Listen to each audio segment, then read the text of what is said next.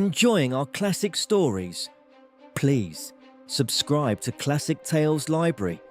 And now, The Adventure of the Cardboard Box. In choosing a few typical cases which illustrate the remarkable mental qualities of my friend Sherlock Holmes, I have endeavoured, as far as possible, to select those which presented the minimum of sensationalism while offering a fair field for his talents.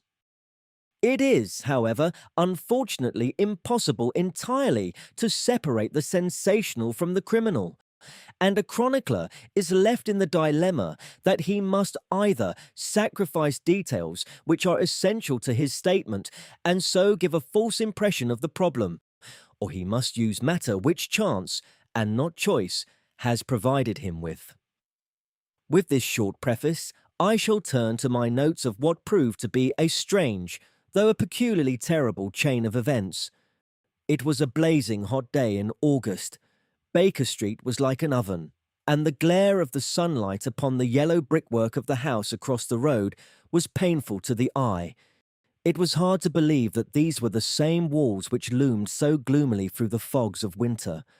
Our blinds were half drawn, and Holmes lay curled upon the sofa, reading and rereading a letter which he had received by the morning post. For myself, my term of service in India had trained me to stand heat better than cold, and a thermometer at 90 was no hardship. But the morning paper was uninteresting. Parliament had risen. Everybody was out of town, and I yearned for the glades of the New Forest or the shingle of Southsea. A depleted bank account had caused me to postpone my holiday, and as to my companion, neither the country nor the sea presented the slightest attraction to him.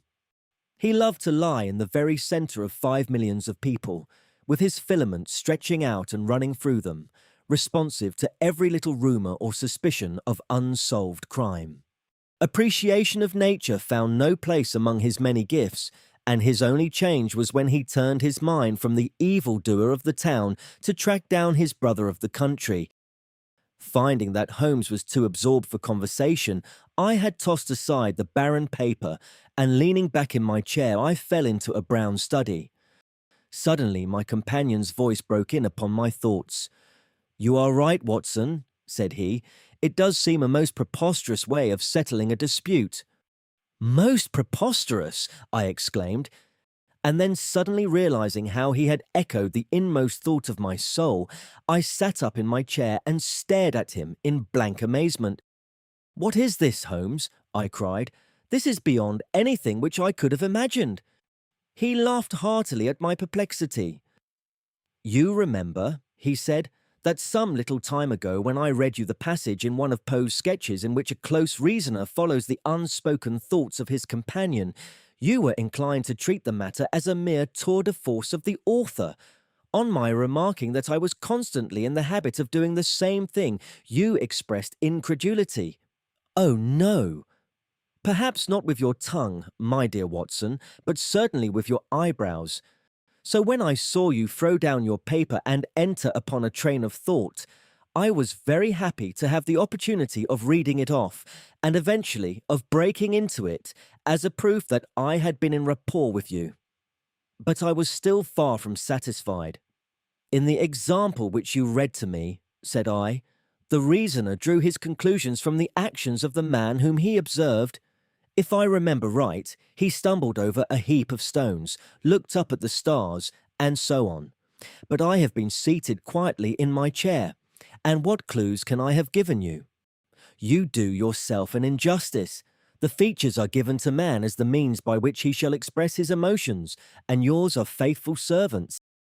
Do you mean to say that you read my train of thoughts from my features? Your features, and especially your eyes. Perhaps you cannot yourself recall how your reverie commenced." "No, I cannot." "Then I will tell you. After throwing down your paper, which was the action which drew my attention to you, you sat for half a minute with a vacant expression. Then your eyes fixed themselves upon your newly framed picture of General Gordon, and I saw by the alteration in your face that a train of thought had been started, but it did not lead very far. Your eyes flashed across to the unframed portrait of Henry Ward Beecher, which stands upon the top of your books. Then you glanced up at the wall, and of course your meaning was obvious.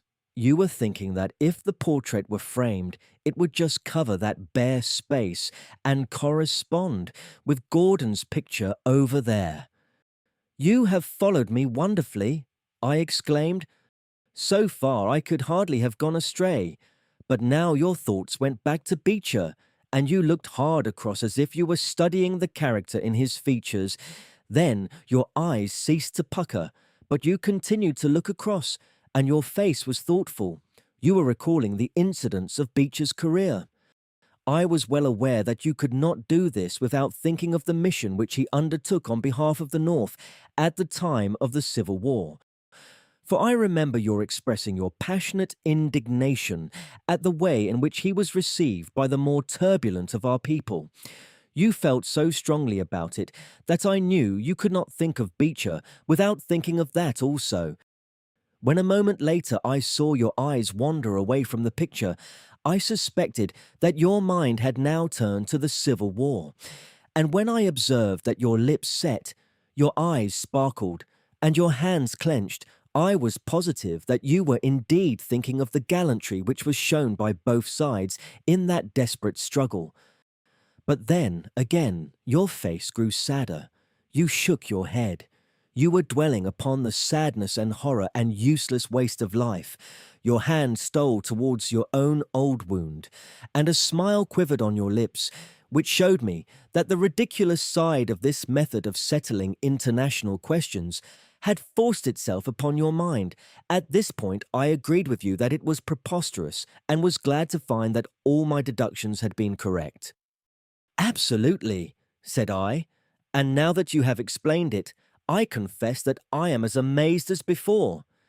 It was very superficial, my dear Watson, I assure you. I should not have intruded it upon your attention had you not shown some incredulity the other day. But I have in my hands here a little problem which may prove to be more difficult of solution than my small essay in thought reading.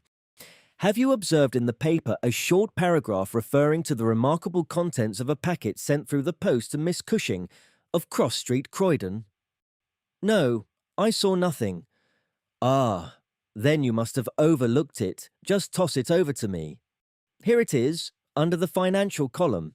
Perhaps you would be good enough to read it aloud." I picked up the paper which he had thrown back to me and read the paragraph indicated. It was headed, "A Gruesome Packet." "Miss Susan Cushing, living at Cross Street, Croydon, has been made the victim of what must be regarded as a peculiarly revolting practical joke, unless some more sinister meaning should prove to be attached to the incident. At 2 o'clock yesterday afternoon, a small packet wrapped in brown paper was handed in by the postman. A cardboard box was inside, which was filled with coarse salt. On emptying this, Miss Cushing was horrified to find 2 human ears, apparently quite freshly severed. The box had been sent by parcel post from Belfast upon the morning before.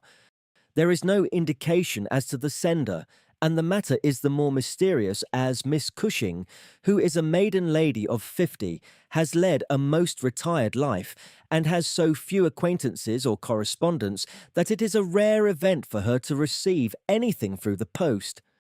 Some years ago, however, when she resided at Penge, she let apartments in her house to 3 young medical students, whom she was obliged to get rid of on account of their noisy and irregular habits. The police are of opinion that this outrage may have been perpetrated upon Miss Cushing by these youths, who owed her a grudge and who hoped to frighten her by sending her these relics of the dissecting rooms. Some probability is lent to the theory by the fact that one of these students came from the north of Ireland, and, to the best of Miss Cushing's belief, from Belfast. In the meantime, the matter is being actively investigated. Mr. Lestrade, one of the very smartest of our detective officers, being in charge of the case. "So much for the Daily Chronicle," said Holmes, as I finished reading. "Now for our friend Lestrade. I had a note from him this morning in which he says, I think that this case is very much in your line.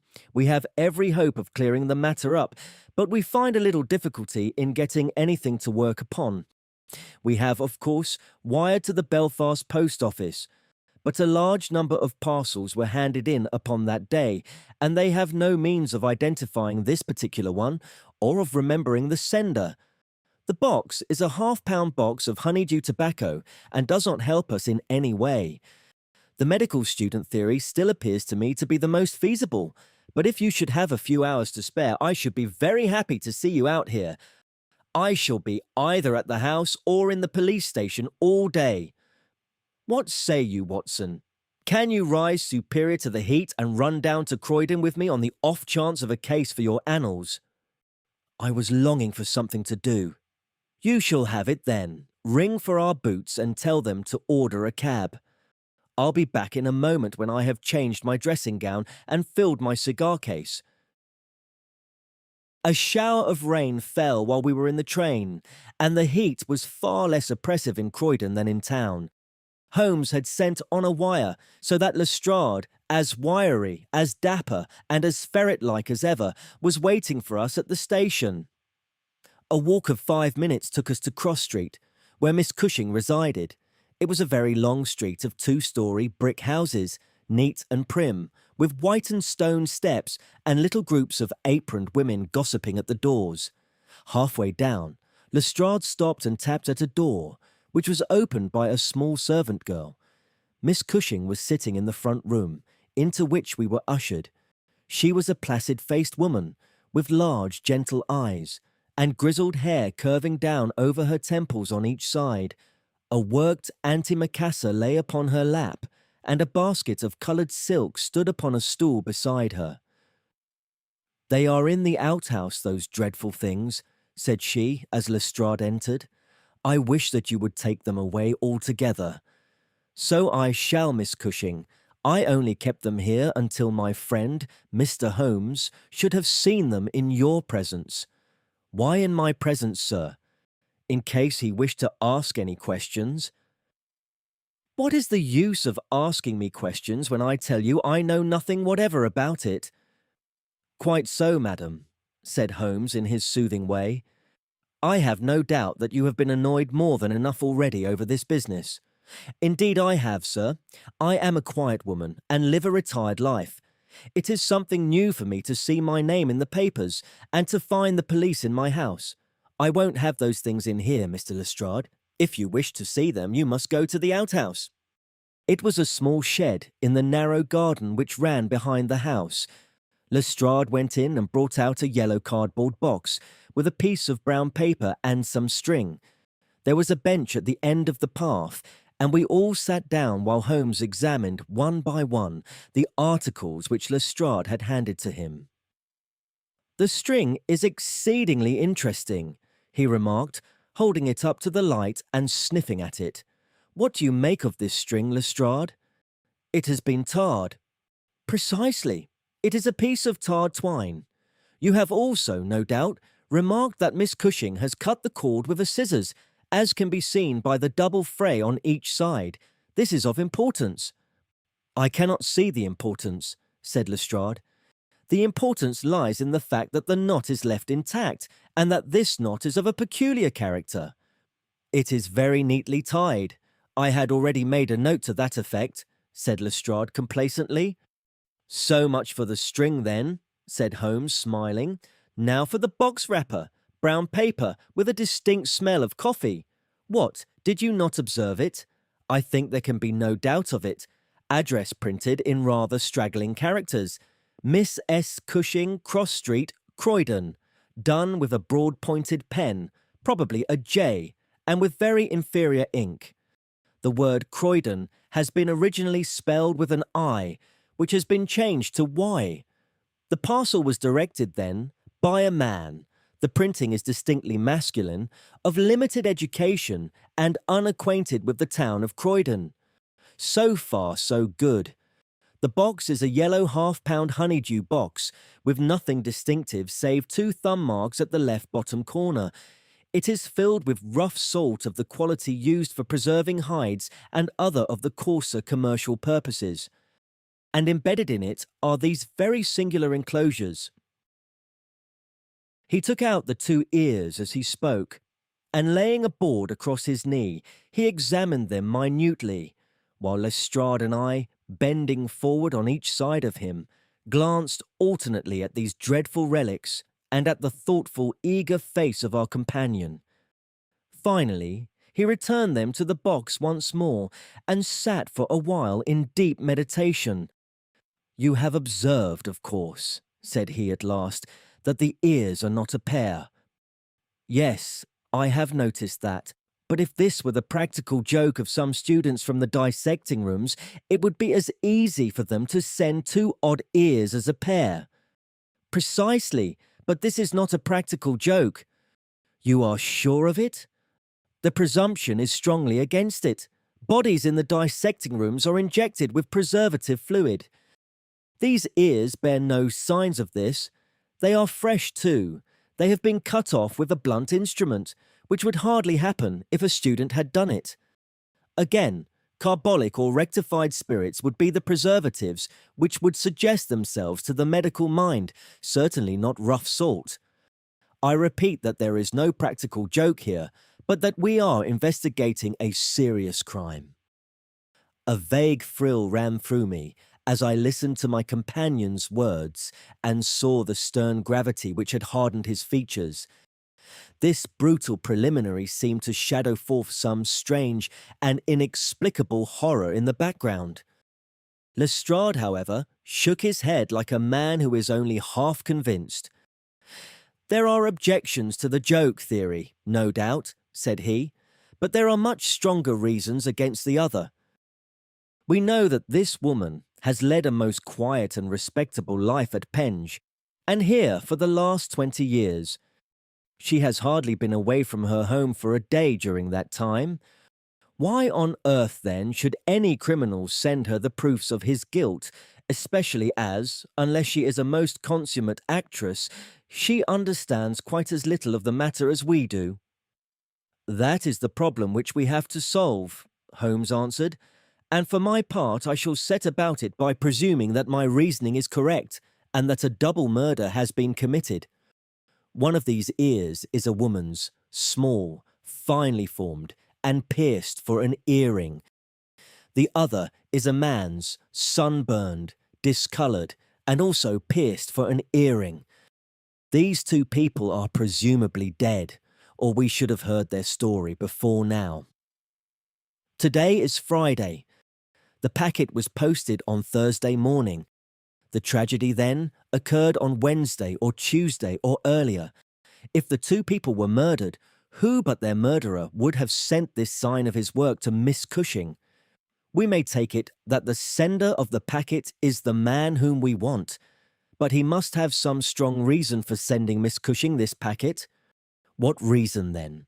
It must have been to tell her that the deed was done, or to pain her, perhaps.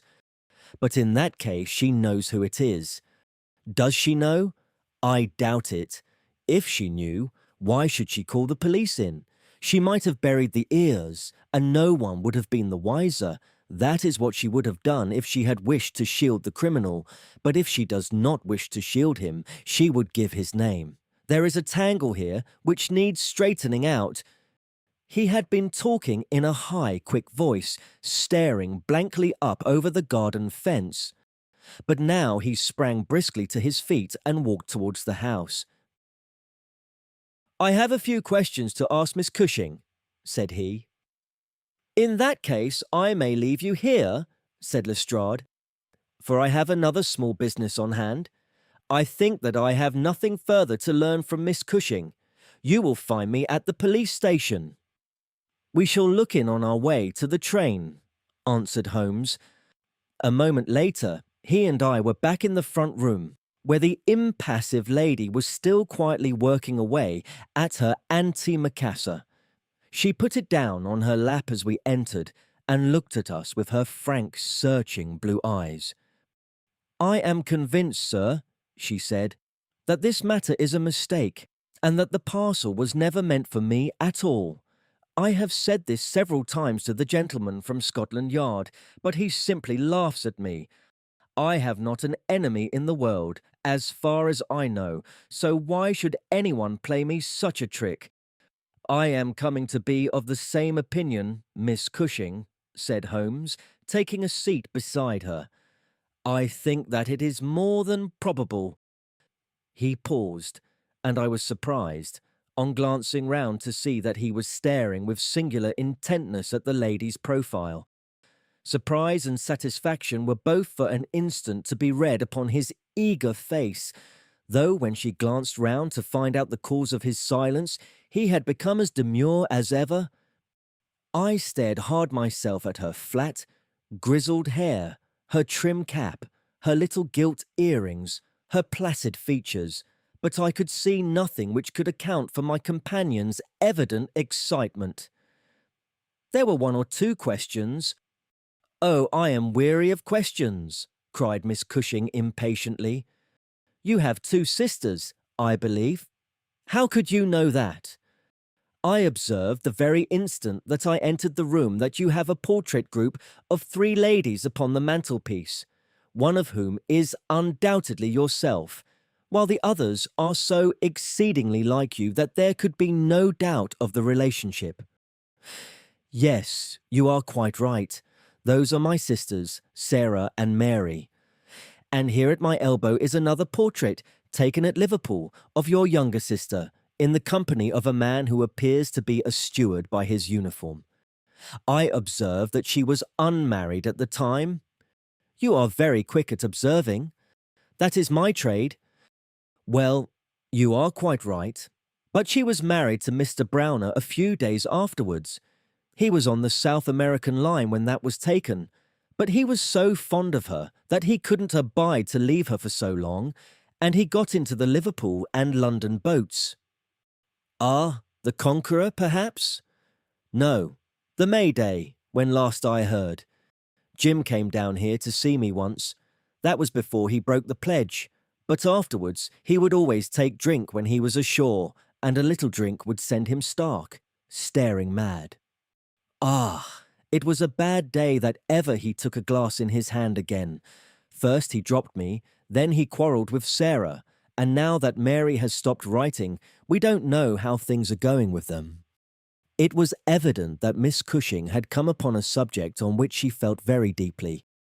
Like most people who lead a lonely life, she was shy at first, but ended by becoming extremely communicative. She told us many details about her brother-in-law, the steward, and then wandering off on the subject of her former lodgers, the medical students, she gave us a long account of their delinquencies, with their names and those of their hospitals. Holmes listened attentively to everything, throwing in a question from time to time. "About your second sister, Sarah," said he, "I wonder, since you are both maiden ladies, that you do not keep house together." "Ah, you don't know Sarah's temper, or you would wonder no more. I tried it when I came to Croydon, and we kept on until about 2 months ago, when we had to part. I don't want to say a word against my own sister, but she was always meddlesome and hard to please, was Sarah." "You say that she quarrelled with your Liverpool relations." "Yes, and they were the best of friends at one time. Why, she went up there to live in order to be near them. And now she has no word hard enough for Jim Browner. The last 6 months that she was here, she would speak of nothing but his drinking and his ways. He had caught her meddling, I suspect, and given her a bit of his mind, and that was the start of it." "Thank you, Miss Cushing," said Holmes, rising and bowing. "Your sister Sarah lives, I think you said, at New Street, Wallington. Goodbye, and I am very sorry that you should have been troubled over a case with which, as you say, you have nothing whatever to do." There was a cab passing as we came out, and Holmes hailed it. "How far to Wallington?" he asked. "Only about a mile, sir." "Very good. Jump in, Watson. We must strike while the iron is hot. Simple as the case is, there have been 1 or 2 very instructive details in connection with it. Just pull up at a telegraph office as you pass, cabby." Holmes sent off a short wire and for the rest of the drive lay back in the cab, with his hat tilted over his nose to keep the sun from his face. Our driver pulled up at a house which was not unlike the one which we had just quitted. My companion ordered him to wait and had his hand upon the knocker when the door opened and a grave young gentleman, in black, with a very shiny hat, appeared on the step. "Is Miss Cushing at home?" asked Holmes. "Miss Sarah Cushing is extremely ill," said he. "She has been suffering since yesterday from brain symptoms of great severity. As her medical adviser, I cannot possibly take the responsibility of allowing anyone to see her. I should recommend you to call again in 10 days. He drew on his gloves, closed the door, and marched off down the street. "Well, if we can't, we can't," said Holmes cheerfully. "Perhaps she could not or would not have told you much." "I did not wish her to tell me anything. I only wanted to look at her. However, I think that I have got all that I want. Drive us to some decent hotel, cabby, where we may have some lunch, and afterwards we shall drop down upon the friend Lestrade at the police station." We had a pleasant little meal together, during which Holmes would talk about nothing but violins, narrating with great exultation how he had purchased his own Stradivarius, which was worth at least 500 guineas, at a Jew broker's in Tottenham Court Road for 55 shillings. This led him to Paganini, and we sat for an hour over a bottle of claret while he told me anecdote after anecdote of that extraordinary man. The afternoon was far advanced, and the hot glare had softened into a mellow glow before we found ourselves at the police station. Lestrade was waiting for us at the door. "A telegram for you, Mr. Holmes," said he. "Ha!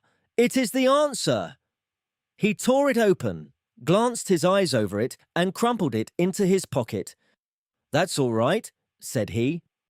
"Have you found out anything?" "I have found out everything." "What?" Lestrade stared at him in amazement. "You are joking." "I was never more serious in my life.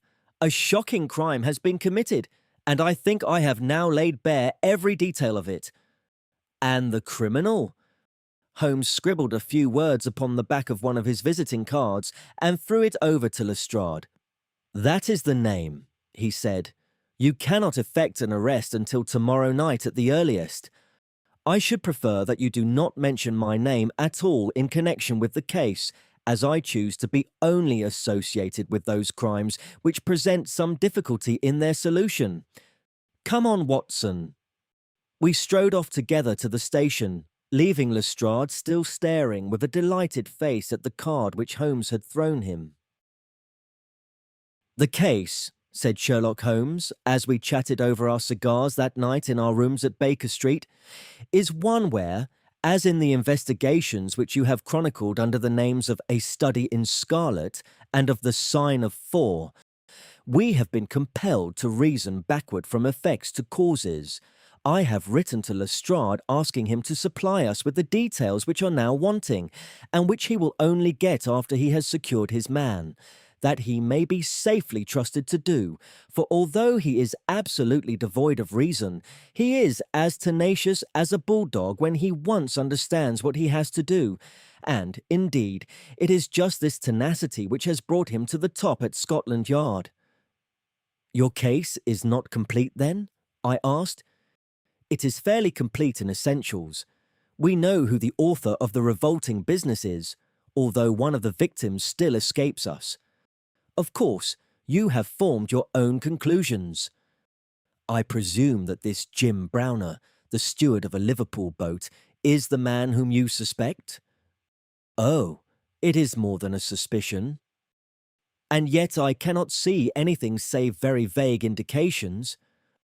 "On the contrary, to my mind, nothing could be more clear. Let me run over the principal steps. We approached the case, you remember, with an absolutely blank mind, which is always an advantage. We had formed no theories. We were simply there to observe and to draw inferences from our observations. What did we see first? A very placid and respectable lady who seemed quite innocent of any secret, and a portrait which showed me that she had two younger sisters. It instantly flashed across my mind that the box might have been meant for one of these. I set the idea aside as one which could be disproved or confirmed at our leisure. Then we went to the garden, as you remember, and we saw the very singular contents of the little yellow box.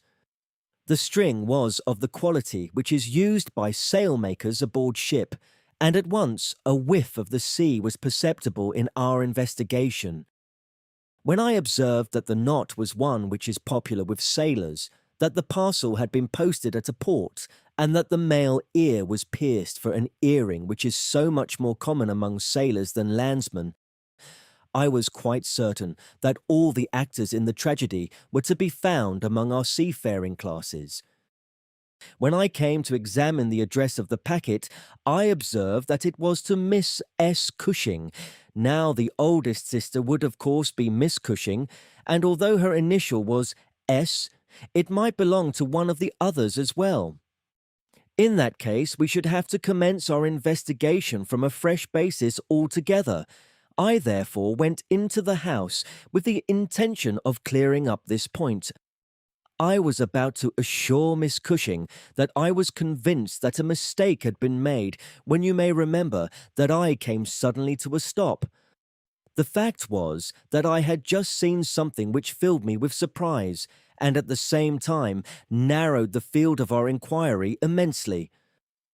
As a medical man, you are aware, Watson, that there is no part of the body which varies so much as the human ear. Each ear is as a rule quite distinctive and differs from all other ones. In last year's Anthropological Journal, you will find 2 short monographs from my pen upon the subject. I had, therefore, examined the ears in the box with the eyes of an expert and had carefully noted their anatomical peculiarities. Imagine my surprise, then, when on looking at Miss Cushing, I perceived that her ear corresponded exactly with the female ear which I had just inspected. The matter was entirely beyond coincidence. There was the same shortening of the pinna, the same broad curve of the upper lobe, the same convolution of the inner cartilage. In all essentials, it was the same ear. Of course, I at once saw the enormous importance of the observation. It was evident that the victim was a blood relation, and probably a very close one. I began to talk to her about her family, and you remember that she at once gave us some exceedingly valuable details. In the first place, her sister's name was Sarah, and her address had until recently been the same, so that it was quite obvious how the mistake had occurred and for whom the packet was meant. Then we heard of this steward, married to the third sister, and learned that he had at one time been so intimate with Miss Sarah that she had actually gone up to Liverpool to be near the Browners, but a quarrel had afterwards divided them. This quarrel had put a stop to all communications for some months, so that if Browner had occasion to address a packet to Miss Sarah, he would undoubtedly have done so to her old address. And now the matter had begun to straighten itself out wonderfully. We had learned of the existence of this steward, an impulsive man, of strong passions. You remember that he threw up what must have been a very superior berth in order to be nearer to his wife, subject, too, to occasional fits of hard drinking. We had reason to believe that his wife had been murdered, and that a man, presumably a seafaring man, had been murdered at the same time. Jealousy, of course, at once suggests itself as the motive for the crime. And why should these proofs of the deed be sent to Miss Sarah Cushing?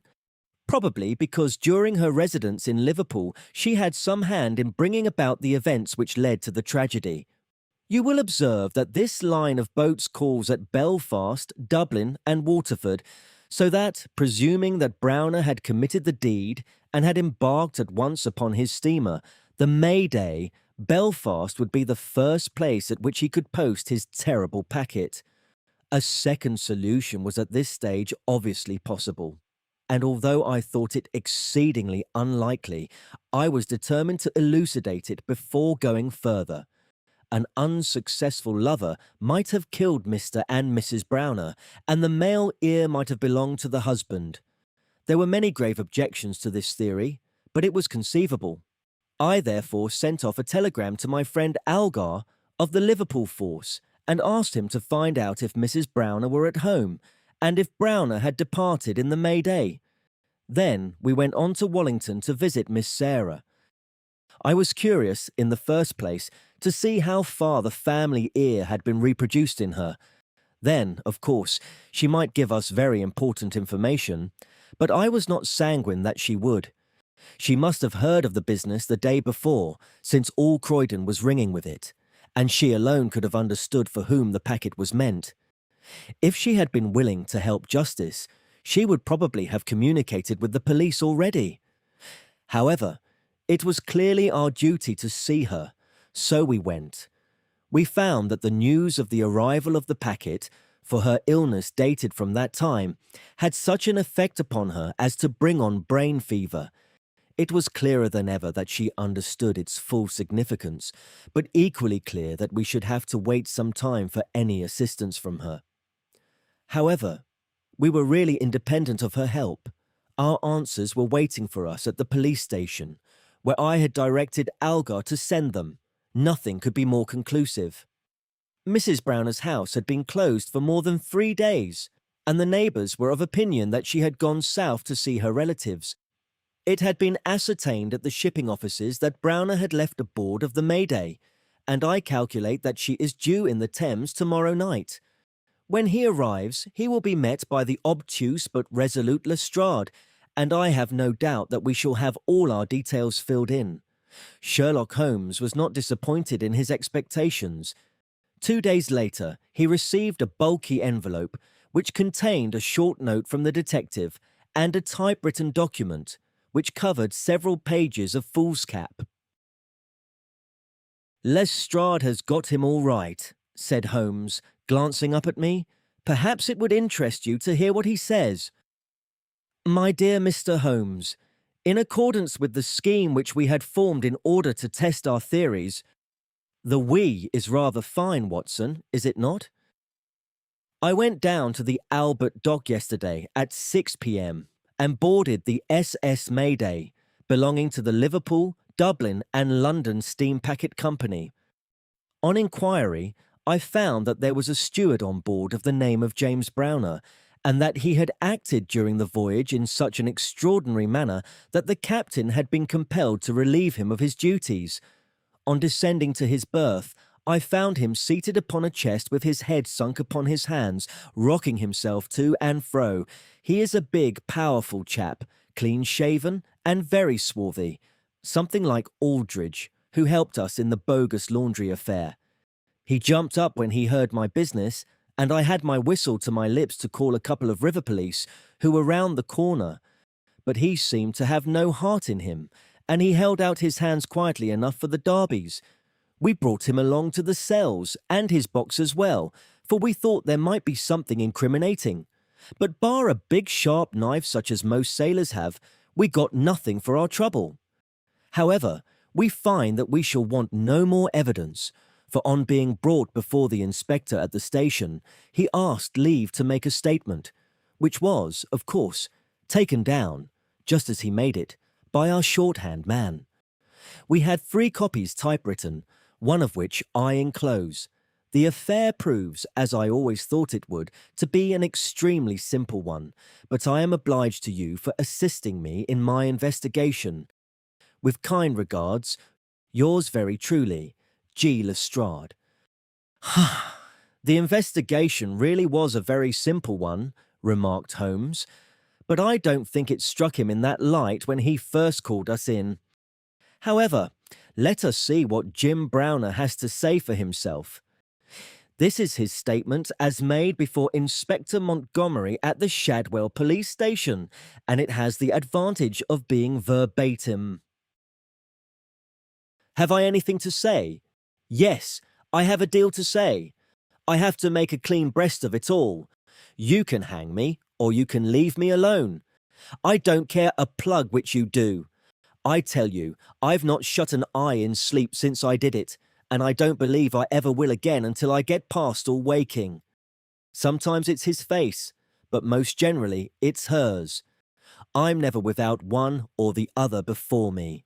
He looks frowning and black-like, but she has a kind of surprise upon her face. I, the white lamb, she might well be surprised when she read death on a face that had seldom looked anything but love upon her before. But it was Sarah's fault, and may the curse of a broken man put a blight on her and set the blood rotting in her veins. It's not that I want to clear myself. I know that I went back to drink, like the beast that I was. But she would have forgiven me. She would have stuck as close to me as a rope to a block if that woman had never darkened our door. For Sarah Cushing loved me. That's the root of the business. She loved me until all her love turned to poisonous hate when she knew that I thought more of my wife's footmark in the mud than I did of her whole body and soul. There were 3 sisters altogether. The old one was just a good woman, the second was a devil, and the third was an angel. Sarah was 33, and Mary was 29 when I married. We were just as happy as the day was long when we set up house together, and in all Liverpool there was no better woman than my Mary. And then we asked Sarah up for a week, and the week grew into a month, and one thing led to another, until she was just one of ourselves. I was blue ribbon at that time, and we were putting a little money by, and all was as bright as a new dollar. My God, whoever would have thought that it could have come to this? Whoever would have dreamed it? I used to be home for the weekends very often, and sometimes if the ship were held back for cargo, I would have a whole week at a time, and in this way I saw a deal of my sister-in-law Sarah. She was a fine tall woman, black and quick and fierce, with a proud way of carrying her head, and a glint from her eye like a spark from a flint. But when little Mary was there, I had never a thought of her, and that I swear as I hope for God's mercy. It had seemed to me sometimes that she liked to be alone with me, or to coax me out for a walk with her, but I had never thought anything of that. But one evening, my eyes were opened. I had come up from the ship and found my wife out, but Sarah at home. "Where's Mary?" I asked. "Oh, she has gone to pay some accounts." I was impatient and paced up and down the room. "Can't you be happy for 5 minutes without Mary, Jim?" says she. "It's a bad compliment to me, that you can't be contented with my society for so short a time." "That's all right, my lass," said I, putting out my hand towards her in a kindly way. But she had it in both hers in an instant, and they burned as if they were in a fever. I looked into her eyes, and I read it all there. There was no need for her to speak, nor for me either. I frowned and drew my hand away. Then she stood by my side in silence for a bit, and then put up her hand and patted me on the shoulder. "Steady, old Jim," said she, and with a kind of mocking laugh she ran out of the room. Well, from that time Sarah hated me with her whole heart and soul, and she is a woman who can hate too. I was a fool to let her go on biding with us, a besotted fool. But I never said a word to Mary, for I knew it would grieve her. Things went on much as before, but after a time I began to find that there was a bit of a change in Mary herself. She had always been so trusting and so innocent, but now she became queer and suspicious, wanting to know where I had been, and what I had been doing, and whom my letters were from, and what I had in my pockets, and 1,000 such follies. Day by day she grew queerer and more irritable, and we had ceaseless rows about nothing. I was fairly puzzled by it all. Sarah avoided me now, but she and Mary were just inseparable. I can see now how she was plotting and scheming and poisoning my wife's mind against me, but I was such a blind beetle that I could not understand it at the time. Then I broke my blue ribbon and began to drink again, but I think I should not have done it if Mary had been the same as ever. She had some reason to be disgusted with me now, and the gap between us began to be wider and wider. And then this Alec Fairbairn chipped in, and things became 1,000 times blacker. It was to see Sarah that he came to my house first, but soon it was to see us, for he was a man with winning ways, and he made friends wherever he went. He was a dashing, swaggering chap, smart and curled, who had seen half the world and could talk of what he had seen. He was good company, I won't deny it, and he had wonderful polite ways with him for a sailor man, so that I think there must have been a time when he knew more of the poop than the forecastle. For a month he was in and out of my house, and never once did it cross my mind that harm might come of his soft, tricky ways. And then, at last, something made me suspect, and from that day my peace was gone forever. It was only a little thing too. I had come into the parlour unexpected, and as I walked in at the door I saw a light of welcome on my wife's face. But as she saw who it was, it faded again, and she turned away with a look of disappointment. That was enough for me. There was no one but Alec Fairbairn whose step she could have mistaken for mine. If I could have seen him, then I should have killed him, for I have always been like a madman when my temper gets loose. Mary saw the devil's light in my eyes, and she ran forward with her hands on my sleeve. "Don't, Jim, don't," says she. "Where's Sarah?" I asked. "In the kitchen," says she. "Sarah," says I as I went in, "this man Fairbairn is never to darken my door again." "Why not?" says she. "Because I order it." "Oh," says she, "if my friends are not good enough for this house, then I am not good enough for it either." "You can do what you like," says I, "but if Fairbairn shows his face here again, I'll send you one of his ears for a keepsake." She was frightened by my face, I think, for she never answered a word, and the same evening she left my house. Well, I don't know now whether it was pure devilry on the part of this woman, or whether she thought that she could turn me against my wife by encouraging her to misbehave. Anyway, she took a house just 2 streets off and let lodgings to sailors. Fairbairn used to stay there, and Mary would go round to have tea with her sister and him. How often she went, I don't know, but I followed her one day, and as I broke in at the door, Fairbairn got away over the back garden wall, like the cowardly skunk that he was. I swore to my wife that I would kill her if I found her in his company again, and I led her back with me, sobbing and trembling, and as white as a piece of paper. There was no trace of love between us any longer. I could see that she hated me and feared me, and when the thought of it drove me to drink, then she despised me as well. Well, Sarah found that she could not make a living in Liverpool, so she went back, as I understand, to live with her sister in Croydon, and things jogged on much the same as ever at home. And then came this last week, and all the misery and ruin. It was in this way. We had gone on the May Day for a round voyage of 7 days, but a hogshead got loose and started one of our plates, so that we had to put back into port for 12 hours. I left the ship and came home, thinking what a surprise it would be for my wife, and hoping that maybe she would be glad to see me so soon.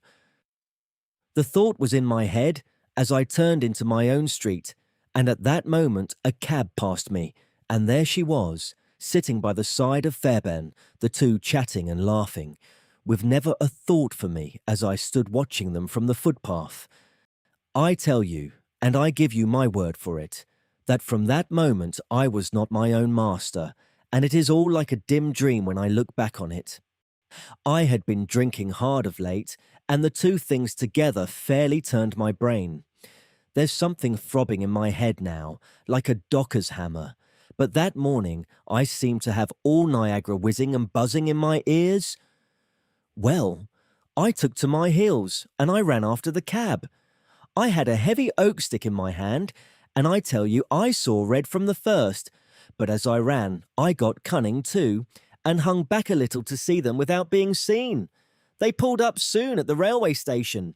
There was a good crowd round the booking office, so I got quite close to them without being seen. They took tickets for New Brighton. So did I, but I got in free carriages behind them. When we reached it, they walked along the parade, and I was never more than 100 yards from them. At last, I saw them hire a boat and start for a row, for it was a very hot day, and they thought, no doubt, that it would be cooler on the water. It was just as if they had been given into my hands. There was a bit of a haze, and you could not see more than a few 100 yards. I hired a boat for myself, and I pulled after them. I could see the blur of their craft. But they were going nearly as fast as I, and they must have been a long mile from the shore before I caught them up. The haze was like a curtain all round us, and there were we three in the middle of it. My God, shall I ever forget their faces when they saw who was in the boat that was closing in upon them? She screamed out. He swore like a madman and jabbed at me with an oar, for he must have seen death in my eyes. I got past it and got one in with my stick that crushed his head like an egg. I would have spared her, perhaps, for all my madness, but she threw her arms round him, crying out to him and calling him Alec. I struck again, and she lay stretched beside him. I was like a wild beast then that had tasted blood. If Sarah had been there, by the Lord, she should have joined them. I pulled out my knife, and, well there, I've said enough. It gave me a kind of savage joy when I thought how Sarah would feel when she had such signs as these of what her meddling had brought about. Then I tied the bodies into the boat, stove a plank, and stood by until they had sunk. I knew very well that the owner would think that they had lost their bearings in the haze and had drifted off out to sea. I cleaned myself up, got back to land, and joined my ship without a soul having a suspicion of what had passed. That night, I made up the packet for Sarah Cushing, and next day I sent it from Belfast. There you have the whole truth of it. You can hang me or do what you like with me, but you cannot punish me as I have been punished already. I cannot shut my eyes, but I see those two faces staring at me as they stared when my boat broke through the haze. I killed them quick, but they are killing me slow, and if I have another night of it, I shall be either mad or dead before morning. You won't put me alone into a cell, sir. For pity's sake, don't, and may you be treated in your day of agony as you treat me now. What is the meaning of it, Watson? Said Holmes solemnly as he laid down the paper. What object is served by this circle of misery and violence and fear? It must tend to some end, or else our universe is ruled by chance, which is unthinkable. But what end? There is the great standing perennial problem to which human reason is as far from an answer as ever. Thank you for listening to The Adventure of the Crooked Man. If you enjoyed the story, please like this video and subscribe to Classic Tales Library for more classic stories in English. And join us for our next story, The Adventure of the Yellow Face.